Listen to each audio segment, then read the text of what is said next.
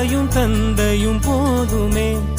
ஊரில் உள்ள தெய்வம் எல்லாம் எங்கள் வீட்டில் வாழுமே. யாரும் இல்லை என்றுதான் இங்கு யாருமே இல்லை.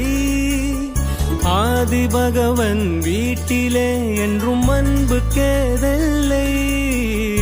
100 கோவில் தேவையில்லை, தாயும் தந்தையும் போதுமே.